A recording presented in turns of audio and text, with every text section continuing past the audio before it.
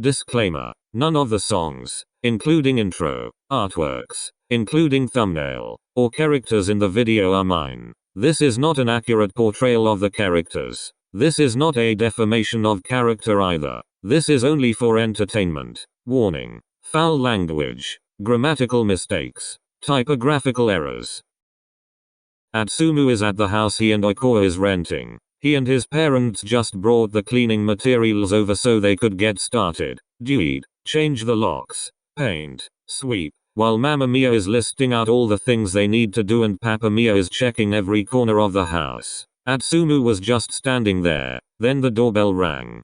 I'll go get it. Atsumu didn't wait for a response. He opened the door and blinked in surprise when he saw Midorima, Kevin, Oikoa, Kagami, and 2 other people he doesn't know. He checked his phone for the time. 8:13 a.m. You're early. 5 of them came from Tokyo, which was 3 hours away by train. Of course we are. I'll be living here too, you know. I can't just leave all the cleaning to you. Atsumu put a hand to his heart. Oikoa and I don't trust you anywhere near the kitchen. Oikoa smiled innocently as he pushed past a dumbfounded Atsumu. Atsumu muttered to himself with a pout as he opened the door wider and gestured for the others to enter. They did, and Atsumu didn't miss the amused smile on their faces, which made him pout even more. The last one to enter was Midorima, who was holding Kevin, who's still in a towel. Hey baby, Atsumu cooed as he gently took Kevin from Midorima. Kevin just blinked slowly at him before closing his eyes entirely and fell asleep. Atsumu laughed softly before he diverted his eyes and smiled to the taller male. Hey Ru. Midorima smiled softly in return. Hello Atsumu-san. The two just stood there smiling softly at each other, the air surrounding them gentle and peaceful, as if afraid to ruin the moment. Unfortunately, someone either didn't notice or didn't care, or both. Excuse me. And just like that, the moment was shattered. Atsumu, noticing the distance between them, or lack thereof, blushed as he stepped back. Midorima felt a spike of irritation course through him, followed by confusion, as he didn't know why he was irritated. Hi. You must be Sashi-kun. I'm Atsumu. Murasakibara frowned. Sashi? Yeah. Short for Atsushi. Plus, I love sushi. Murasakibara nodded in understanding. I love sushi too. But snacks are better. Atsumu nodded sagely. They aren't they? Umebo. Pocky. Chips. Atsumu continued listing all the different snacks he loved, with Murasakibara growing hungrier and hungrier by the second. Then, Murasakibara's stomach growled. I want snacks. A mark appeared on Midorima's forehead. Don't be rude, Murasakibara. We just got here and haven't done any work yet. Atsumu placed a calming hand on Midorima's arms. It's fine, Ru. You guys are here to help us after all.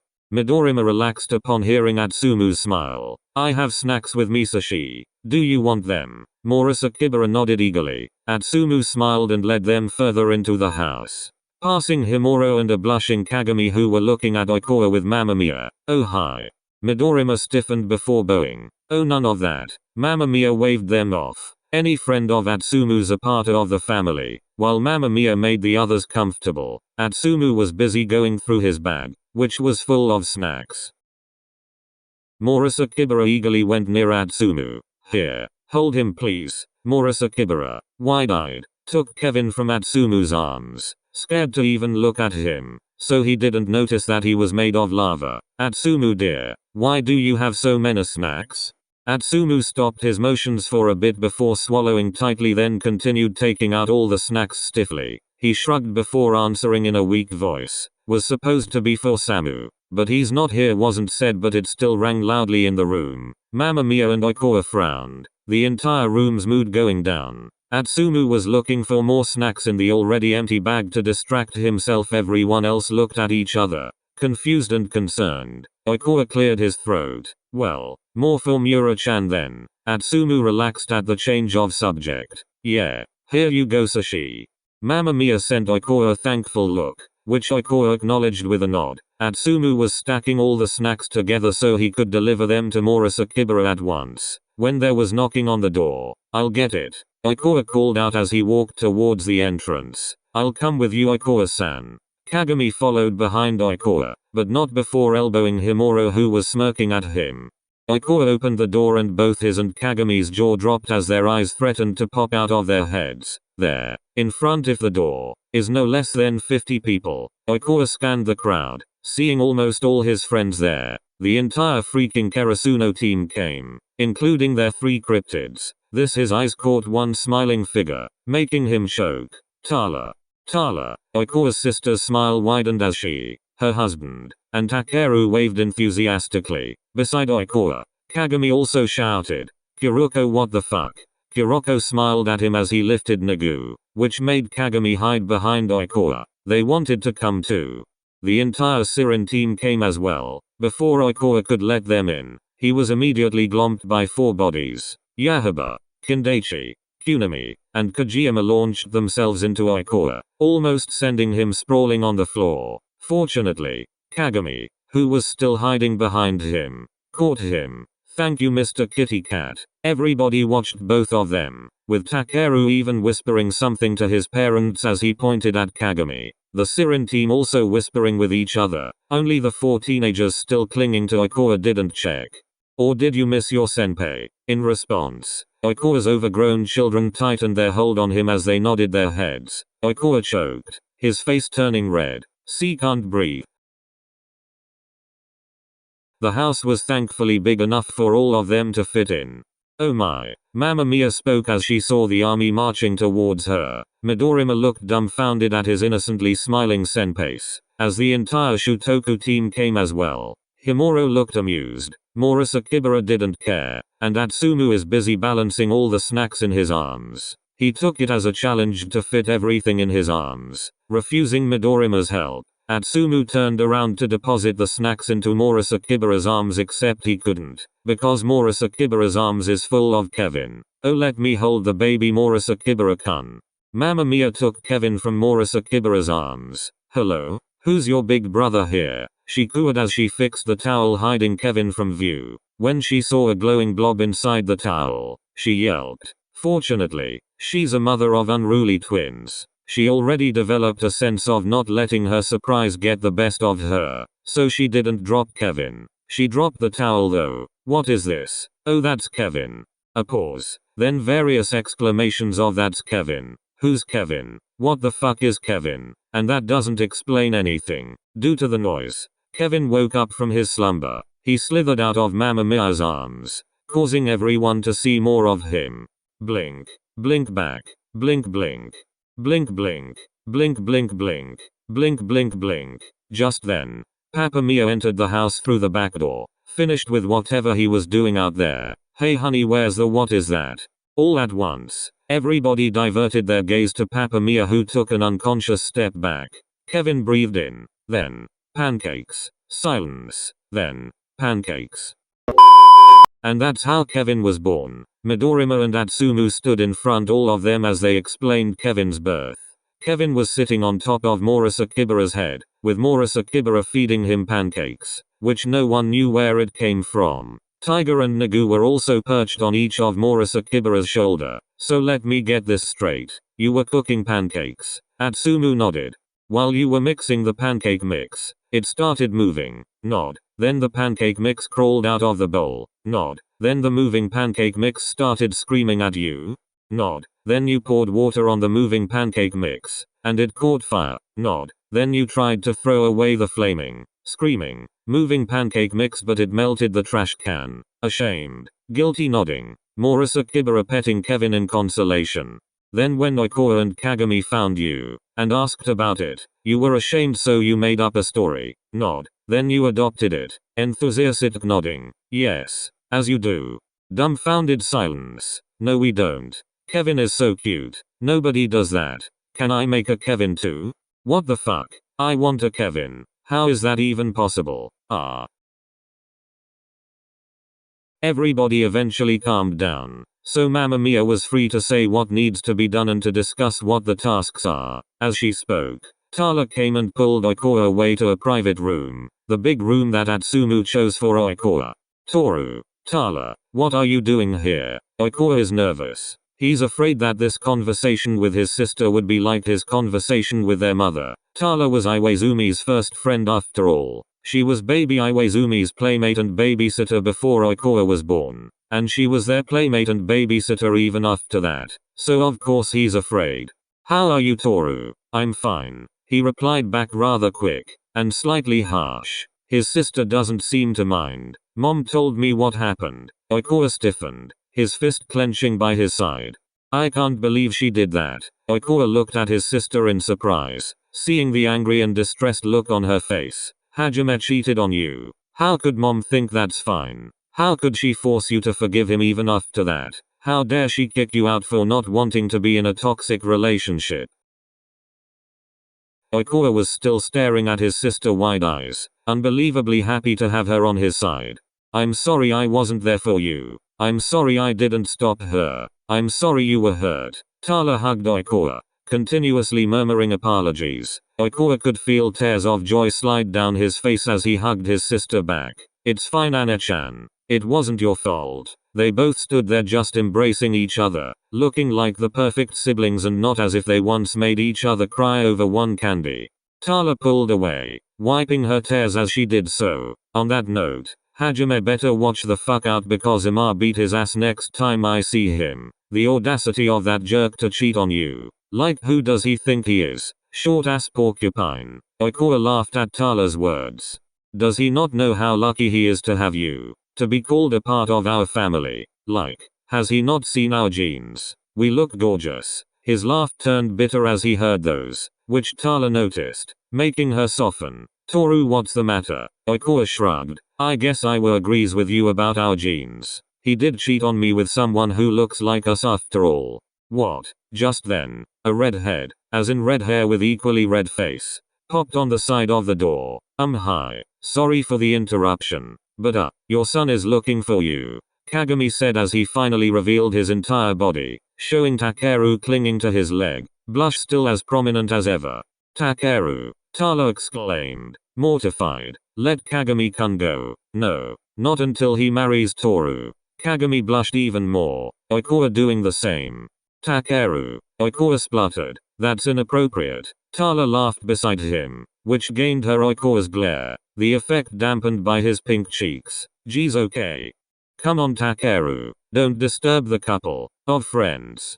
Tala dragged Takeru away, which left two blushing redheads alone in the room. Kagami cleared his throat. Cute kid. Oikoa released a surprised laugh, clearing the awkward atmosphere. I'm sorry about him. He's not normally that playful. It's fine, Oikoa-san. I don't mind. Then, Tiger, how dare you leave me alone? And Toru, baby, why? Why did you let that brute leave me? Alex barreled into the room, fake crying as she shook Oikoa's arms. Oikoa laughed, not noticing the annoyed look on Kagami's face. Alex-san, we did wake you up. You kicked us and threatened to castrate us if we don't leave you alone. Alex stopped. Oh. When did you even arrive here? Oh, I arrived just as Atsumu and Midorima were telling the story of Kevin's birth. I arrived with Kisha-san. Before Kagami could answer, Himuro was there pulling Alex away and smirking at Kagami. The awkward air returned as soon as Alex and Himuro left. Kagami cleared his throat. Shall we go, Oikoa-san? Oikoa nodded at Kagami, so Kagami turned around and started walking back to the others. He stopped in his tracks when he felt a small, compared to his, hand intertwine with his. Kagami looked back at Oikoa, who just smiled at him, blushing. Kagami looked away, squeezing Oikoa's hands as they continued walking. Oikoa doesn't know what it was with Kagami that just made him want to be so close all the time. Maybe it's the warmth, the sweetness, and the love hidden inside him. He's not sure. All Oikoa really knows is that Kagami brings him peace and comfort. As Atsumu watched his parents fret over Kevin and Morris Akibara, who was still holding Kevin, someone else approached him. Atsumu-kun. Atsumu turned around and was immediately engulfed in a hug. Kisha-san, it's so good to see you again. How are you? I'm Dad. Kisha briefly glanced at his son, who was standing beside Atsumu. Oh, Shintaro, you're here. Midorima scoffed in surprise, eyes widening as he tried to find words. Kisha, on the other hand, ignored him and faced Atsumu again. As I was saying, Atsumu-san, you haven't accepted my invitation to dinner yet. Oh. Haha, sorry Kisha-san, I was pretty busy this week. Maybe next time. Next time then. Kisha nodded in approval. Midorima was still staring at him in disbelief. Before he could say something though, a gentle hand touched his arm. Hello. Realizing who it was that touched him, Midorima immediately bowed down. Maya-san. Mamma Mia giggled as she waved her hand for him to follow her. She led him into the kitchen where Papa Mia was standing. Upon instinct, Midorima bowed again. Maya-san. Call me Papa. Midorima blushed, spluttering. I told you, Midorima-kun. Any friend of Atsumu is part of my family. Mamma Mia smiled softly, giving a pause to Midorima's flustered state. Atsumu talks a lot about you. I don't think he even realizes how much. Midorima's blush lessened but didn't vanish. He does. The Mias nodded, which is why we know the things you've done for him. You make him happy, Midorima-kun. And you don't know how much that means to us right now. Atsumu's confidence, his joy, his crass attitude is slowly slipping away. And not in the sense that he matured, but because those were slowly being broken down. He cries more than he smiles nowadays. And most of those smiles appear when he's near you, talking to you, or talking about you. You don't know how excited he is every time he comes home from your house just so he could talk about you and Kevin, of course. Of course. We didn't really know what Kevin was. The three of them laughed at that. Anyway, we just wanted to say thank you. Both Mias bowed deep, leaving Midorima speechless. Midorima-kun, we would like to request for you to keep taking care of our dear Atsumu. We know that that's a lot to ask for. We're giving you the responsibility that should be ours after all, but I will always take care of Atsumu-san. You don't have to ask me. Midorima cut her off, his statement surprising the two. Just like you, there's nothing more that I want than seeing Atsumu-san smile. And I'll do everything I can to keep that on his face. Both Mias were looking at him in surprise and wonder, overwhelmed by the conviction in his statement. They glanced at each other before breaking into smiles. Well, if that's the case then, we're counting on you, Midorima-kun. Ganbatte. Midorima was taken aback as both Mias patted him on the back and told him encouragements. Thank you. Mamma Mia chuckled as she reached up and squeezed his cheeks. Such a handsome young man. You'll be perfect for Atsumu. Yes, you have all our blessings. Midorima didn't know what that meant, but it made him blush. Well, what? But the two Mias were already gone. He stood there just processing whatever happened before giving up. Atsumu-san. Hey, Mom said you were here. Come on, we're about to start cleaning.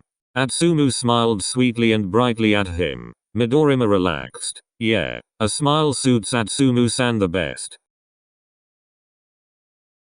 May I have everyone's attention please? She didn't have to ask. As soon as she stood on top of the chair, she had everybody's attention. Thank you. Anyway, as there's too many of us here, I would like to call all the girls to come with me and leave the cleaning to the boys while we go prepare lunch. As I'm sure that all of you woke up early to come here. I'm also certain that most if not all of you haven't eaten breakfast yet. Unfortunately, there's really nothing I can do about that. So I'm just going to prepare brunch instead. Does that sound good to all of you? A resounding yes was heard in the room, and probably outside as well. Mamma Mia smiled, then stepped down from the chair. Atsumu. Yes, Mom. Led them to the family house for lunch. Okay. On the other side of the room, two girls readied themselves to leave as well. You're going? Hyuga and Takao asked Riko and Momoe at the same time, which earned them glares. We're girls, aren't we? Hyuga released an audible gulp. Yes, but what? Nothing. Have fun. Momoe and Riko huffed before moving towards the other girls. Alex, Kyoko, Yachi, Alisa, Siko, Tala, and Mamma Mia. Is this everyone? Mamma Mia asked more to herself as she looked around the room. Oh, we should include children to that list as well. Tala nodded in agreement and called Takeru over. Yes, Ma. You're coming with us. Takeru pouted. What? No. I wanna stay with Tiger. Tala raised an eyebrow at the use of first name, not Toru. Staying with Tiger means staying with Toru. Her lips quirked at that, before she rolled her eyes. It's not like you can follow him everywhere. They do have stuff to do, so it's better if you come with us. Takeru pouted even more before sighing in defeat. Fine. Oh. Do you know how to cook? Takeru huffed. Of course I do. Toru taught me. Not me, Mom. Toru's a better cook than you. Mamma Mia giggled. My husband is a better cook than me too. Same with Tiger. Maybe we should let the boys cook instead, including Atsumu-san and Midorin. The girls all stiffened. What are the chances that they make another Kevin, in contrast to making an actual monster this time? I don't know, but I'd rather not risk it. The girls all shuddered involuntarily before laughing, making the boys step away from them, including Takeru, who wanted to do so but couldn't because Tala was holding his hand. Speaking of Kevin, I should probably get him as well. The others all agreed, so Mamma Mia stepped away and went to go get Kevin, who was back in Atsumu's arms. Atsumu. Yes mom, I should take Kevin. It'll be safer for him there. At the sound of his name, Kevin popped up to peek. Oh, you're right. Atsumu didn't hand Kevin over though. Instead he looked down and asked, Kevin, do you want to go with Grandma, or stay with Papa? Grandma. Face with big pleading eyes. Kevin looked between his father and his grandmother. With Papa, are you sure? You don't want to help Grandma cook? Kevin looked at Mamma Mia again, and saw her kind smile. Grandma, Kevin said, extending his hands towards Mamma Mia. Hello Kevin. Hello, I'm your grandma. Hello Grandma. Atsumu laughed and pressed a kiss to Kevin's forehead, who faced Midorima immediately after, asking for the same. Mamma Mia lifted her hand so it was easier for Midorima to kiss Kevin. You should probably get Tiger and Nagu too mom. It's not safe here for them either. Agreed. They all worked perfectly together, as if they've all been friends their entire lives and not like they've only met each other that day. The strangest friendships has been made too, like Kogane and Ashijima. Like, how did that even happen? What are they even talking about? Tenda wasn't even there as he's busy talking to Hyuga, which is another weird friendship. Then there are those that are predictable, like Kuroko with Sugar and the others. Papa Mia, Kishao and Sebastian too, which makes sense due to their ages. Then Bakuto, Kiru, Amine, and Kisei, Akaji, Takao, Nishinoa, and Yamamoto. Then Lev and Tsukishima using Morisa Kibara to tease Hinata. Then there's also Mitabe and Aone, which, while it does make sense, is something nobody knows how it happened since their translators aren't there with them. Did they just nod at each other? Was that enough to declare themselves best friends? Then there's the group of Akashi and Oikawa's kids, who seem to be harassing Kagami. Which is how Himuro gained the opportunity to talk to Oikawa. Hi. Oikawa blinked in surprise at the sudden sound. He didn't really notice Himuro come closer as he's focused with his task. Hello. You must be Oikawa. I'm Tiger's brother. You can call me Tatsuya. Oh. Hi. Oikawa hurriedly offered his hands for Himuro to shake. Nice to meet you. Same. But Himuro wasn't there for small talk.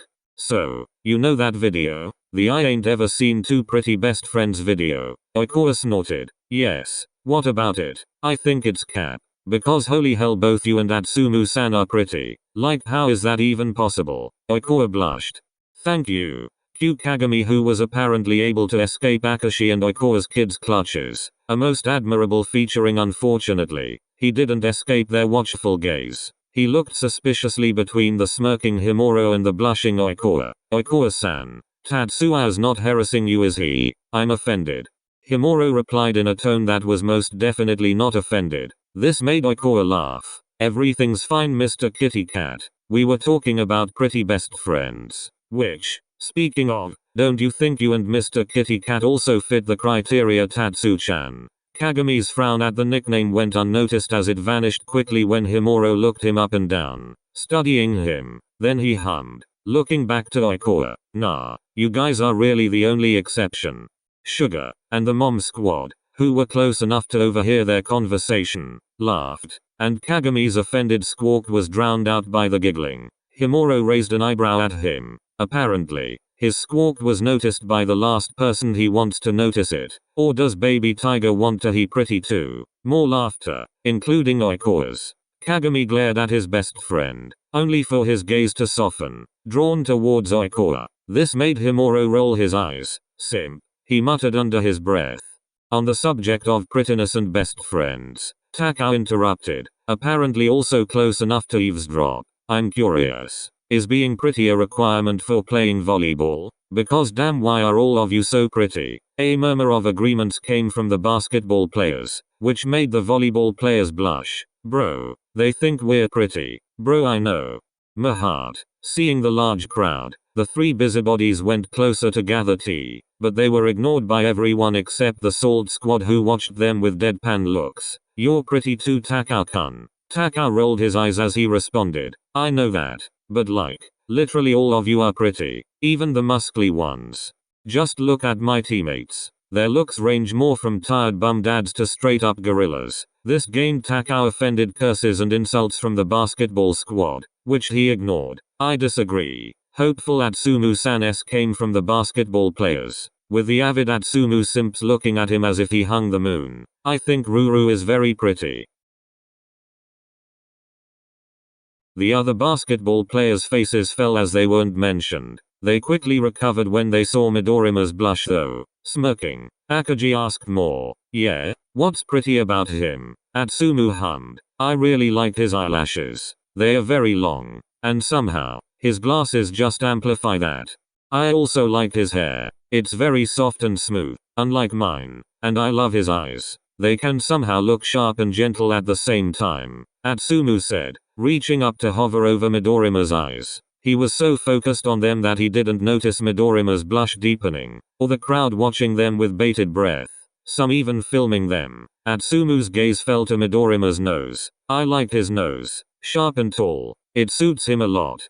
Atsumu's gaze moved again, his thumb caressing Midorima's cheek. I liked his jaw, his cheeks, his cheekbones. All sharp angles, and yet again, somehow not losing its softness. Finally, Atsumu's eyes reached Midorima's lips. He swallowed, a trembling thumb hovering on the side of it. I love his lips. They are small and soft, as if not used to smiling. But that's ridiculous because I see it a lot, and it never ceases to be one of the most beautiful things I see.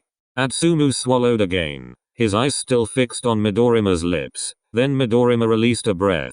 Unable to hold his breath longer, he stopped breathing the moment looked at him with those intense eyes while listing all the pretty things about him. This made Atsumu look up to Midorima's eyes, finally noticing what he's doing. He staggered back, looking away as he cleared his throat. Well, ha ha ha. He laughed awkwardly, a hand moving to scratch the back of his head. So yeah, I should continue cleaning now. With that, Atsumu hastily made his exit. As soon as he was out of sight, Atsumu's face turned redder than Kagaoi's hair. Omigod, omigod, omigod, omigod, omigod, omigod, omigod.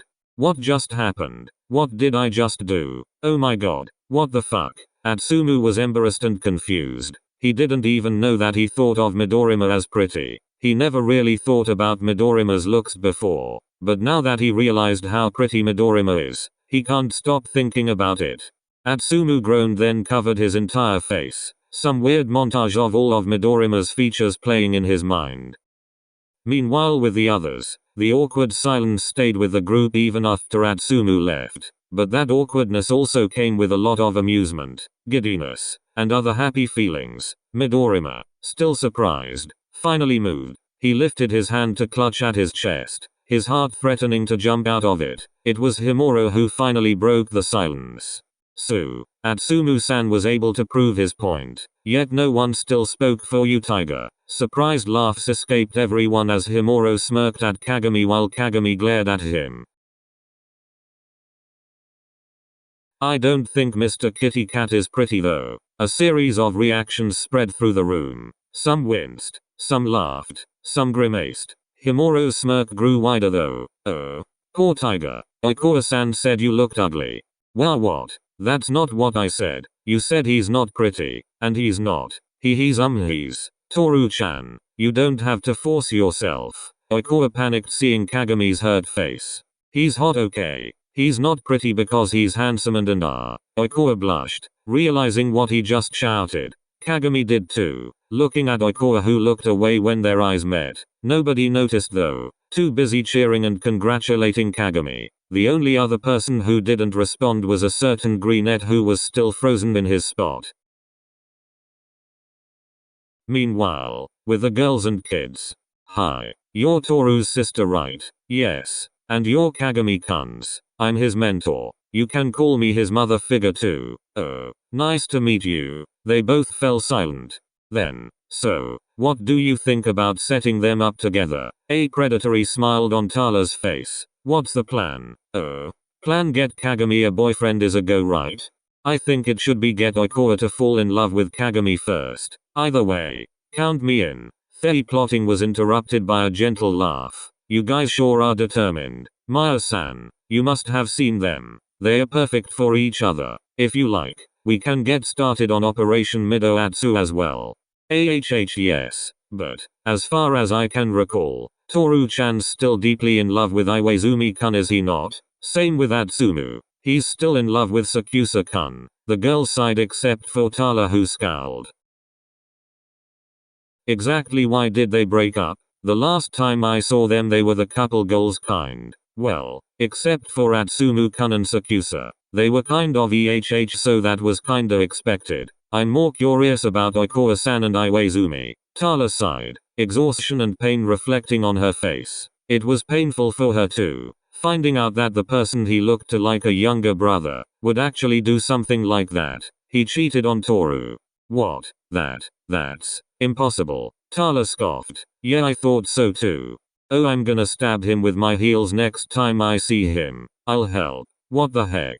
Is he alright in the head? Did college somehow fry his brain? How could he look at someone and think, oh yeah, this person is better than Koa? Like, have you seen Oikoa? I know, right. Pretty boys are not my type, but damn. How does he manage to look approachable and intimidating at the same time?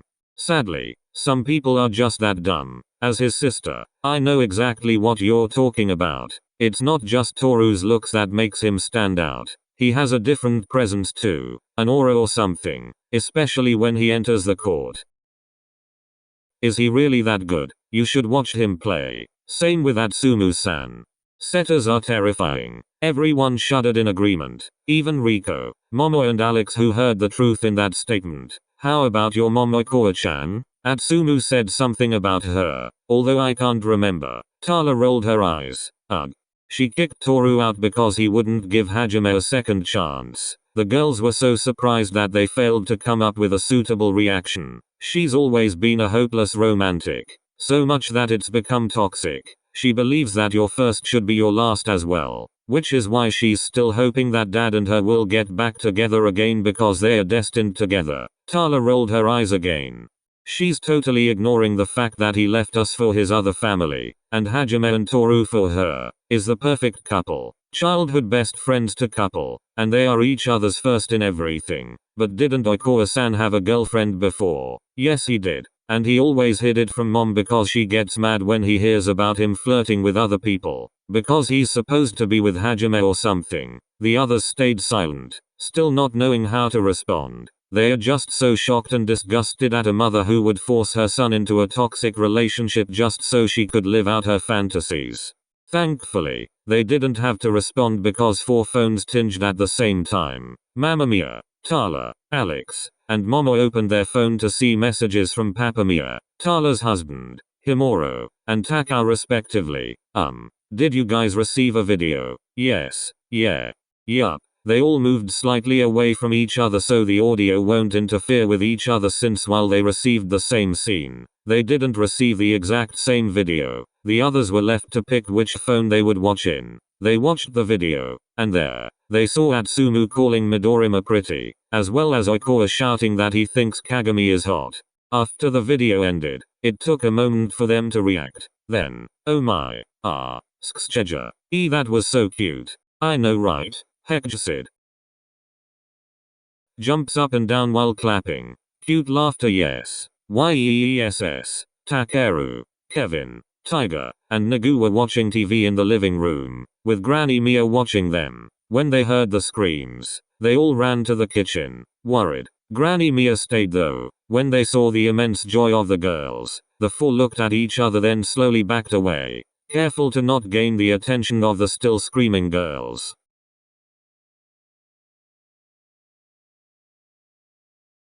They all did scatter and went back to their duties eventually, but the 4 hasn't fully stopped blushing yet. They are all also avoiding each other. Everyone felt kinda guilty for causing the awkward situation, but only a little bit. So when Atsumu was alone, Deisha took that time to approach him. Atsumu, oh Deisha, hey. Both fell silent, Atsumu just waiting for Deisha to speak up. Toya wanted to come help too, but he didn't think it was appropriate. Atsumu hummed. So he sent you you could say that. I am still your friend, you know, even if we're not really that close. I know. You should tell Komori that he's welcome here anytime. We don't have to stop being friends just because he's cousins with. Atsumu cut his sentence off, unable to even utter Sakusa's name. Yeah. Both fell silent again. You should go talk to him. Who? Him. Deisha pointed at Midorima with his lips. Atsumu looked at where Deisha was pointing just in time for Midorima to look up and their eyes meet. Both blushed then looked away. Deisha looked at Atsumu in amusement. There's nothing wrong with finding your friends attractive, Tsumu. I find you pretty too, but that doesn't change anything. Unless there's something more to it. No. Atsumu exclaimed. No, there's nothing. Atsumu sighed when he couldn't explain why he was so flustered. Because the thing is, he doesn't know why. Yeah, I should. Good luck then. Deisha started walking away. Then Atsumu called him, which made him turn around, an eyebrow lifted in question. Thanks, Deisha. The dramatic bastard bowed down with a smirk then left. Atsumu sighed, looking at Midorima again. Deciding to get it over with, Atsumu started walking over to him. He doesn't want to lose Midorima just because he was embarrassed. Midorima's too important for him to lose, and Atsumu swallowed his dignity for far less worthy people. I'm sorry. Midorima looked at Atsumu in confusion before remembering what happened earlier and blushed again, looking away. This made Atsumu feel worse. I'm sorry for making things awkward between us. I shouldn't have said those things. You must think I'm a creep now. Midorima's eyes widened, hearing the guilt in Atsumu's voice and realizing that Atsumu's blaming himself for Midorima's inability to accept compliments. What? Atsumu-san, no. I'm not mad at you. I'm just embarrassed. No one's ever called me pretty before. I just am. I think you're pretty too. Beautiful. In fact. Oh. Atsumu blushed. A lot of people has called him pretty, but this hit different somehow. Coming from Midorima, Atsumu actually believed it. Yeah, the two fell silent once more, but it was no longer awkward. It was a shy sort of atmosphere but also comfortable. With how easy that went, Atsumu was irritated at himself up for not doing this earlier. He should have known Midorima wouldn't mind. The silence was broken by a purple giant who pulled the bottom hem of Atsumu's clothes. Atsuchin, I'm hungry. Murasakibara, Midorima exclaimed, embarrassed. He turned to Atsumu to apologize for Murasakibara's behavior, but Atsumu just laughed. Are you? Murasakibara nodded. Did you finish all the snacks? Yes. Hahaha, wow. Well, what time is it? It's 11:17, Atsumu-san. Oh. I guess we could go and have lunch now. Then we'll continue cleaning later. Oh, that's a good idea. Atsumu nodded. Let's go tell Dad. Do you wanna come with me, Sashi? Murasakibara nodded and followed after Atsumu. Midorima sighed before doing the same. About your plants. I'll come drop them off sometime, Oikawa-san. Kagami suddenly spoke beside Oikawa, which made the smaller male jump. Oh, you don't have to, Mr. Kitty Cat. You bought them after all. They're yours. But I bought them for you. Plus, I don't really know how to take care of them. Oh well, sure. But I'll just come get them sometime. I don't want to bother you more. You already did so much for me. Oikawa-san, you're my friend. I'd do anything for you. Oh. Oikawa blushed, looking away, realizing what he said. Kagami blushed as well, but he didn't take back what he said because he meant it. Besides, I do want to get out of the city once in a while. So I insist, Oikawa-san. Oikawa, still blushing, just nodded. They both fell in another awkward silence, which is probably why Kagami couldn't stop his mouth. So you think I'm hot? Oikawa choked, blushing even more. Kagami did so too, his eyes widening in surprise upon realizing what he said. Before he could take it back, Oikawa spoke. Well, you heard me. Neither could stop blushing. I think you're sexy as well. Once again, They were plunged into silence and Kagami panicked, muttering curses to himself, which Oikoa all heard. Then, Oikoa laughed, loud and happy, breathless, with tears of joy appearing at the side of his eyes. Oh my god, ha ha ha ha, Mr. Kitty Cat, you, ha ha ha, oh my god, that's so weird coming from you. Kagami pouted. I was complimenting you, you know. I know, but that word coming out of your mouth just sounds so wrong. Yeah, you sounded like a creepy old man. Oikoa laughed even louder while Kagami glared at Himuro, who just rolled his eyes. Nah, I think he sounds more like a toddler trying to flirt. Himuro snorted while Kagami pouted. Shouldn't you go bother your own boyfriend? Nah. Atsushi's with his parents. Kagami's eyebrows scrunched in confusion. Oh, you mean Tsumu and Mido-chan? You noticed too? Ha ha ha, yeah. What? Mr. Kitty Cat, didn't you notice how Mido-chan and Tsumu babes acting like Miura-chan's parents? They are. Oikoa shook his head with a fond smile while Himuro rolled his eyes. With how dense you are, I'm surprised you even realized your own feelings. Hey. Oikoa laughed again, watching the brothers bicker. The Mia family house is huge. The thing is, Atsumu's grandparents from both sides are wealthy, but rather than pass down their money to their kids, they used it to buy a huge house meant for family gatherings, reunions, and stuff like that. Atsumu's parents were happy with that. They wanted to get by with their own money gained from both their efforts after all, and while they might not be rich, they are still considered wealthy. So, a population of more than 50 people can fit comfortably inside, and also together on the same table. Murasakibara, eat your vegetables. Bleh, I don't want to. It's rude to Maya-san if you don't eat all her cooking. Hey, we cooked too. Amine scoffed. Yeah, right. But I don't like vegetables. They don't taste good. You. Calm down, Ruru. But he's Risashi. You need to eat your vegetables. They are healthy. Oikoa laughed. Tsumu, you don't like vegetables too. I'm trying to set an example, Koa. I'm trying to eat it now, see. Atsumu pointed to his plate, which does have vegetables. Oikoa laughed again. But they taste horrible, Atsuchin. I know, honey. How about this? If you eat your vegetables now, we can go buy snacks later. Or if you want, we can get Koa to cook us some dessert. Don't bring me into this. Rude. Fine. We'll get Kevin to cook you desserts. Kevin, who was seated on the table eating fluffy pancakes, perked up when he heard his name. Nothing, baby. Just eat, okay? Kevin nodded, then went back to stuffing his mouth. Midorima reaching out to wipe his face. So do we have a deal? Murasakibara frowned, thinking it over. Atsumu-san, don't spoil him. I'm not spoiling him, Ruru. I'm just going to reward him after a good deed. Fine. Atsumu smiled at him as he scooped up what he believes is the best vegetable dish and dumped it onto Murasakibara's plate. If you eat a few with mena rice and meat, you won't even be able to taste it. Murasakibara just nodded, looking at his plate in disdain.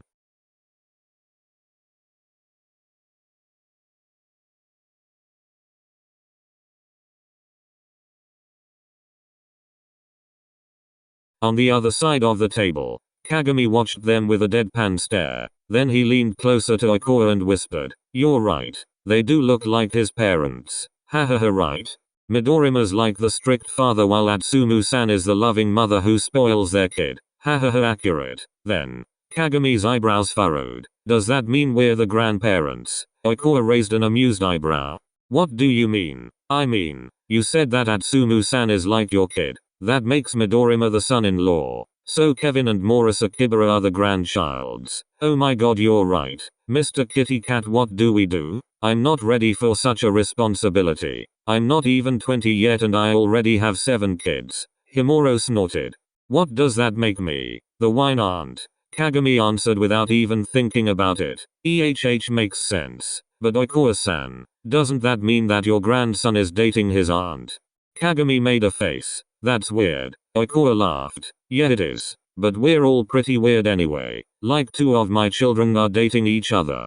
He gestured to Kunami and Kindachi. "Tsumu." He gestured to Atsumu, who was still focused on his family. "Is my son, my best friend, and my brother through Kuroko at the same time. The wine aunt who is also your brother is dating our grandson. I also have Kisei, who's my son with Tsumu, who, like I said, is also my son and my brother. Honestly, The only ones who aren't weird are Yahaba and Tobio.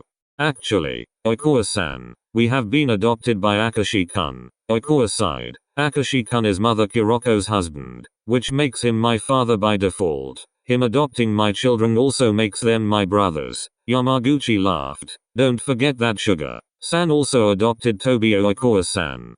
Ugh, this is a very disturbing family. I mean, he only one normal in this family is Tiger. Kagami laughed. Oikawa-san, Tiger isn't normal. He's a cryptid. We don't even know where he is most of the time. Even his litter box gets cleaned with no one cleaning it. Maybe he's Special Agent Perry the platypus.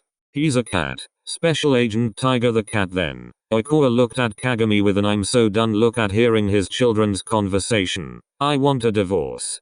Kagami laughed again. We'll have to get married first to get a divorce. Everyone in their general vicinity choked. Even Atsumu and Midorima, who previously weren't paying attention.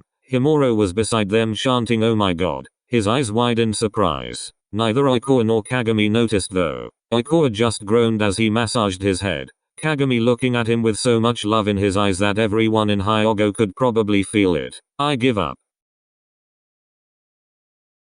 As promised, Atsumu and Murasakibara went to the nearest convenience store to buy snacks. Midorima and Kevin came too. Kevin is now dressed in a baby's winter clothes. Specifically, Atsumu's when he was a baby. Grandma Mia apparently dug them out of the closet to fit into the clothes. Kevin morphed into a human baby. Not exactly human, just the shape. He's still made of lava. The others all went back to the house first. Unbeknownst to them, there were other people in the convenience store. A couple, one with brown hair parted on the middle, the other a dyed gray hair. Osamu and Suna are also buying snacks since Osamu ran out. Just then, a giant with purple hair passed them. Holy shit, he's tall. Osamu nodded beside him, his eyes wide as it followed the huge figure. Then, the giant spoke. Osamu and Suna looked at each other, before going back to watch Murasakibara, anxious to see Atsumu again. Papa. Both frowned, wondering where that childish voice is coming from. They looked around the shop, but only they were there. Papa, there it was again. Kevin?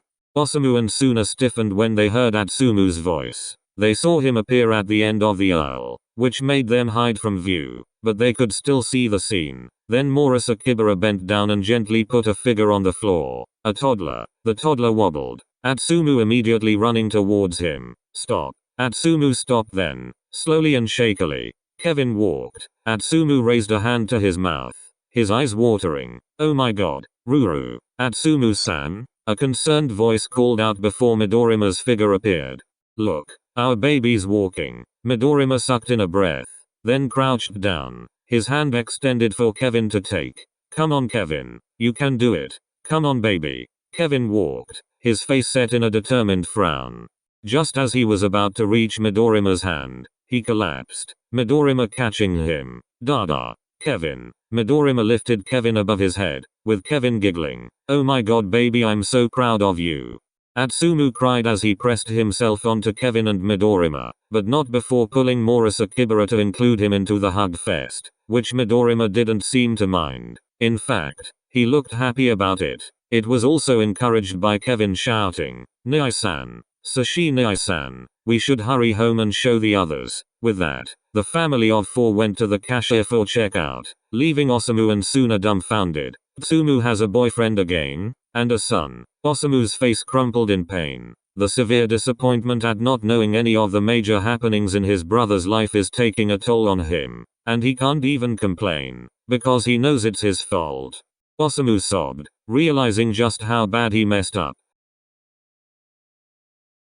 They all finished fixing the house at 4 in the afternoon. Although they had a lot of manpower, it still took a long time, especially since they also took the time to socialize and mess around. After that, they rested and just had fun together. They went straight to the Mia family house where there was a lot of activities as well as space for everyone. Thankfully, all of them knew that they would get dirty and decided to bring at least 2 change of clothes. They played video games, board games, hide and seek. Every game they could remember that don't really require much energy since they were all exhausted. Then, the girls prepared dinner again. They kind of wanted to send the boys since some of them are great cooks. but since they were all exhausted, they just did it. Then, they all fell asleep pretty early, and since the house was built for family, they had a lot of huge rooms for groups, as well as some smaller rooms for individuals or for pairs. The Sirin group all stayed in one room. The Shutoku group did too. Karasuno also did, except Kiru and Kenma also joined them because their boyfriends are there. Although the girls all chose to stay in one room together rather than with their team, except for Tala and her husband who got a solo room. Then the others just picked a room, not really caring who was with them. The adults allowed couples to have their own rooms only if they were all legal adults already. Fortunately, no one really wanted their solo rooms. In fact, the adults all got separate rooms. Alex tried to join Himuro on the bed, but Himuro pushed her away because he knows that Alex sleeps naked. Mr. Kitty Cat, Oikawa called to Kagami as he was about to enter the Sirin room. Yes, Oikawa-san. Oikawa blushed. Would you like to sleep with me? Kagami blushed as well. I'm not really used to sleeping without you now, and well, I like sleeping with you. You're very warm. Kagami looked behind him, where his teammates are staring at him intently with mischievous smiles on their faces. I mean, you don't have to if you don't want. That's no. It's fine, Oikawa-san. I like sleeping with you too. Oikawa relaxed, which is when Atsumu popped out from somewhere. Oh, are you rooming together? I'll call Ruru. Just like that, Atsumu was gone like the wind. Me and Atsushi will come as well. Oikawa giggled. The more the merrier. Don't you mean merrier? No, merrier. Because if we're more, then we're merrier. Wiser words have never been spoken. Kagami just looked confused as Oikawa and Himuro laughed together. Toru, you're sleeping with Tiger? I'm coming too. And that was how Oikawa, Kagami, Atsumu, Midorima, Himuro, Murasakibara, Takeru, Kevin, Nagu, and Tiger ended up sleeping in one room. Himuro and Murasakibara's futons were pushed together, as were Mido-Atsu's and Kagou's. Meanwhile, Takeru is occupying one futon with Kevin, Tiger, and Nagu. Kagami also made sure to pick the farthest spot from Nagu. In the morning, they had breakfast and went to the mall to buy furniture. The basketball gang all pitched in to gather money to gift them a living room set. Part of the volleyball squad bought them a kotatsu, then the other part bought them a TV. The Oikawas and the Myers pitched in some money for all the kitchen appliances. Alex bought Oikawa a king-sized bed along with a wooden frame.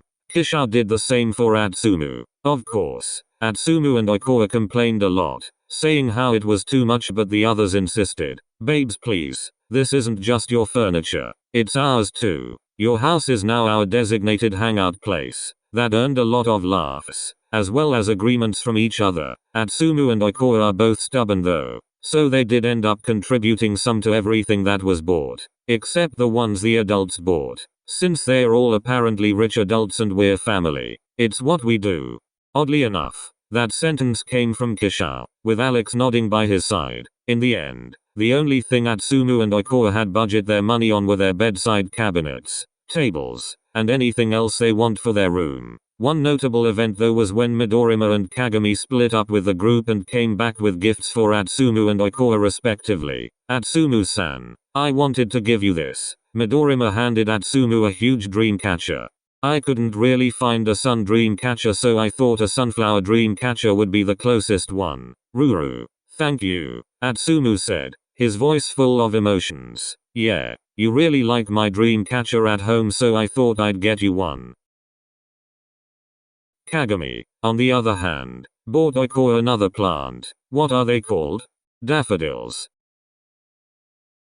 They mean rebirth and new beginnings, among other things. A single daffodil foretells a misfortune while a bunch of daffodils indicate joy and happiness. So I got you a lot. Oikawa embraced the basket to his chest, his eyes tearing up as he looked up to Kagami. Thank you, Mr. Kitty Cat. After that, they had lunch, then immediately went back to the house so they could set everything up, which didn't take long.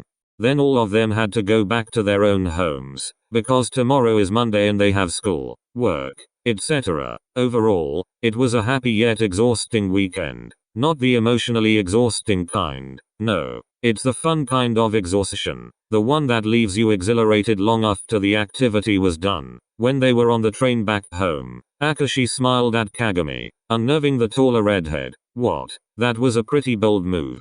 As they were all in the same cart and everybody was silent, the conversation immediately garnered their attention. I don't know what you're talking about. Akashi rolled his eyes. Come on now, Kagami-kun. Surely you must have known. No, like I said, I don't know what you're talking about. But with how Kagami looked away, it was clear that he does know what Akashi was talking about. Daffodils? Seriously? So what? They mean joy and happiness as well as rebirth and new beginnings. Akashi smiled, terribly amused.